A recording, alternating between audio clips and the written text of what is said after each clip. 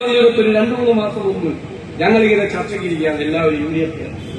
അപ്പൊ ഞാനൊരിത്തിരി ഡെമോ കഴിഞ്ഞ പ്രാവശ്യം എറണാകുളത്ത് നമുക്കെതിരായി ട്രെൻഡ് ഉണ്ടായിരുന്നപ്പോഴും 14-ൽ 9 സീറ്റ് ജയിച്ചു. എന്റെ ജില്ല ഞാൻ പറയും ഈ പ്രാവശ്യം ഞങ്ങൾ 14 സീറ്റ് ജയിക്കുന്നു.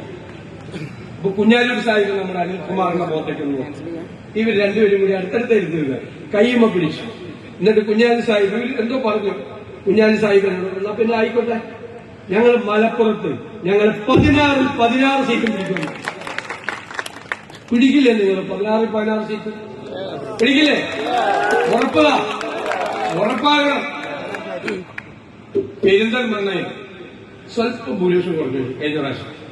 അതിന്റെ പലിശ സഹിതം വലിയ ഭൂരിപക്ഷം ഈ പ്രാവശ്യം. ഇതെന്തൊരു എംഎൽഎ എനിക്ക് അസൂയതയാണ്. എന്തെല്ലാം പ്രോജക്റ്റാണ് തുടങ്ങിയിരിക്കുന്നത്, എന്തെല്ലാം പരിപാടി. ഒരു സർക്കാർ ചെയ്യേണ്ട കാര്യം അതുപോലെ എത്ര സംരംഭങ്ങളാണ് ഇവിടെ കുട്ടികൾക്ക് പഠിക്കാനും മറ്റ് സംരംഭങ്ങളും. എന്തൊരു എഫേർട്ടാണ് ഈ മനുഷ്യനെടുക്കുന്നത്. ആദ്യമായിട്ട് എംഎൽഎ ആയ ഒരാളാണോ ഇത് ചെയ്യുന്നതെന്ന് സത്യം എനിക്ക് അവിശ്വസനീയമായി. ഞാൻ നേരിട്ട് കണ്ടപ്പോഴാണ് എനിക്ക് അത്ര പിടിച്ചില്ല. ഭയങ്കര അസൂയാണ് സത്യം. ആദ്യമായിട്ട് എംഎൽഎ ഞാൻ 25 കൊല്ലായി ഞങ്ങൾക്കൊന്നും പറ്റാത്ത കാര്യമാണ് ഈ മനുഷ്യൻ. എന്തൊരു കമ്മിറ്റ്മെന്റാ. ഞാൻ വെറുതെ പറയാം. ഞാൻ വേറെങ്കിലും പോയിട്ട് ഇങ്ങനെ എംഎൽഎമാരെ ഞാൻ എന്റെ ആത്മമിത്ര അനിലെ പോലും ഞാൻ പൊളിറ്റി പറഞ്ഞില്ല. അവിടെ പോയി ഇതൊരു ഭയങ്കര മുതലാണ്. 5 കൊല്ലക്കാലം അതുപോലെ അവർ ചെയ്തു. ഞാൻ നിങ്ങളിത് എങ്ങനെ ചെയ്യുന്നത് പണം തരില്ല. ഭയങ്കര കവന ദേശമൊന്നും പറഞ്ഞില്ല. പക്ഷെ കാര്യങ്ങൾ ചെയ്യേണ്ട ഒരു പെർഫെക്ഷൻ എന്ന് പറയുന്നത് എനിക്കെന്നെ തോന്നി. എനിക്കൊരു കുറ്റബോധം തോന്നി. എനിക്ക് ഇത്രയും കൊല്ലമായിട്ട് ഇതുപോലെ ചെയ്യാൻ പറ്റിയില്ലല്ലോ.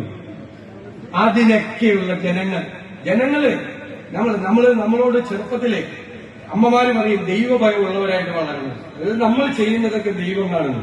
ജനപ്രതിനിധികൾക്ക് തിരഞ്ഞെടുക്കപ്പെട്ടവരുണ്ടല്ലോ. പെരിന്തൽമണ്ണ മുനിസിപ്പാലിറ്റിയൊക്കെ അടിച്ച് തല ജയിച്ചത് ഞാൻ ഈ ബാബുരാജ് എന്നെ വിളിച്ചു പറഞ്ഞപ്പോ ഞാൻ ജയിച്ചു കാണാണ്. ബാബുരാജ് ജയിച്ചിട്ടാ എന്ന് പറഞ്ഞു. അവര് സന്തോഷം കണ്ടപ്പോഴാണ് ഞാൻ വിശ്വസിച്ചത് ജയിച്ചത്. അതൊക്കെ തകർത്തു നിങ്ങൾ. അപ്പോ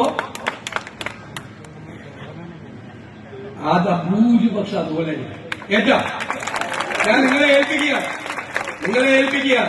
ഞാൻ ആ വിശ്വാസം എന്റെ ഹൃദയത്തിലേറ്റിക്കൊണ്ട് നിങ്ങളുടെ മറുപടി, നിങ്ങളുടെ ഉറപ്പ് ഏറ്റിക്കൊണ്ട് ഇന്ന് നിങ്ങൾ നൽകിയ അതിമനോഹരമായ ഈ സ്വീകരണത്തിൽ